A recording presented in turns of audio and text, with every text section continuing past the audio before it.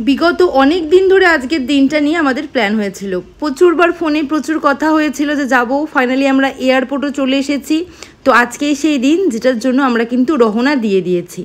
তো আমাদের জার্নিটা তোমাদের সঙ্গে পুরোটা শেয়ার করছি যে আমরা কোথায় গেলাম, কি করলাম। বেশ কিছুদিন ধরে আমার আর তৃষানের প্ল্যানিং হয়েছিল যে একসাথে একটা ব্লগ ভিডিও বানাবো, একসাথে একটা ব্লগ করব। বেশ কিছুদিন ধরে মিট করা হয়নি। তো আজকে কাজের সঙ্গে সঙ্গে কিন্তু আজকে আমাদের ব্লগ সমস্ত মেকআপ আর্টিস্ট, ফটোগ্রাফার, ডিজাইনার, মডেলকে একই ফ্রেমে একইভাবে ক্যামেরাবন্দি করব। বিগত বেশ কিছু বছর ধরে কিন্তু কলকাতাতে বিউটি এক্সপো, মেকআপের মেলা, মিলন মেলা অনুষ্ঠিত হচ্ছে। এই একটা দিন যেখানে কিন্তু সমস্ত makeup artist, model, photographer, designer একই সাথে একই মঞ্চে কিন্তু কাজ করার সুযোগ পায়, একই সাথে দেখা করার সুযোগ পায়। তেমন কিন্তু প্রচুর ডিসকাউন্টে মেকআপ, হেয়ার, স্কিন কেয়ার প্রোডাক্টও কিন্তু সেল হয় ব্র্যান্ডেড। তো আমারও কিছু ড্রেস বুকিং ছিল এখানে, তিশানেরও কিছু ড্রেস বুকিং ছিল, কিন্তু আমি ড্রেস সমস্তই কালকে রাতে অ্যাসিস্ট্যান্টদের দিয়ে পাঠিয়ে দিয়েছিলাম।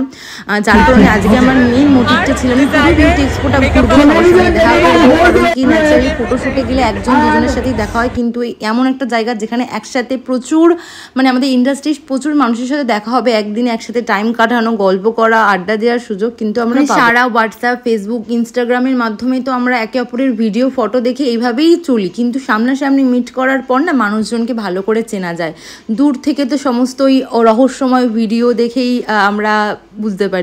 যতই আর কি ইন্ডাস্ট্রিতে অনেক প্রবলেম, অনেক রকম কন্ট্রোভার্সি হয়, বাট যখন দিনের শেষে আমরা একসাথে এক জায়গায় মিট করি, সবার মুখে ওই হাসিটা থাকে না, তখন না সমস্ত খারাপ লাগাগুলো ধুয়ে যায়। মনে হয় যে হ্যাঁ সত্যি আমি এমন একটা ইন্ডাস্ট্রিতে রয়েছি যেখানে হাসি করে, মজা করে আমরা কাজ করতে পারি, নিজের উপার্জন করতে পারি।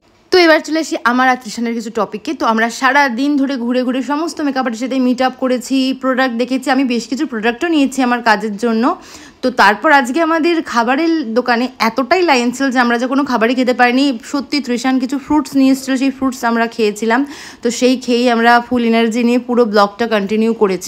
একই প্রফেশনে থেকে কেন ভালো বন্ধু হওয়া যায় না সেটা আমি তৃষান সবসময় চেষ্টা করি প্রেজেন্ট করার। বলবো না যে সারাক্ষণ তৃষানের সাথে আমার প্রচুর কথা হয়, প্রচুর দেখা হয়, তা না, বাট যখনই হয় কিন্তু বেশ টাইম জুড়ে হয়, অনেক কিছু শেয়ার করা। কাজের বাইরেও তো আমাদেরকে কিছু মানুষকে চিনতে হবে। সবসময় যদি সবার সাথে প্রফেশনালিজম মেনটেন করে মিশি, তাহলে কাছের মানুষ, ক্লোজ পার্সন কী হবে, যার সাথে মনের কথা শেয়ার করা যায়।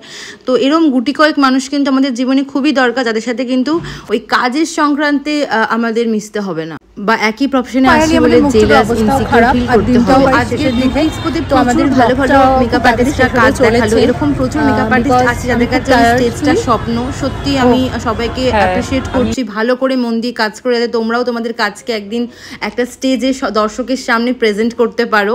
তো মন দিয়ে কাজটাও করো, আর কাজের পর নিজের সঙ্গে নিজের টাইমটাও কাটাও, বন্ধুদের সাথে টাইম কাটাও, ভালো থাকো, সুস্থ থাকো। নিজের খুশিটা খুব ইম্পর্টেন্ট, সেই খুশিটা কিন্তু কখনো হারাতে দিও না। আমি সবসময় বলি যেটুকুনি ইনকাম করো না কেন সেটা কিন্তু ম্যাটার করে না, ম্যাটার করে তুমি ওইটুকুনি ইনকাম করে খুশি আছো তো।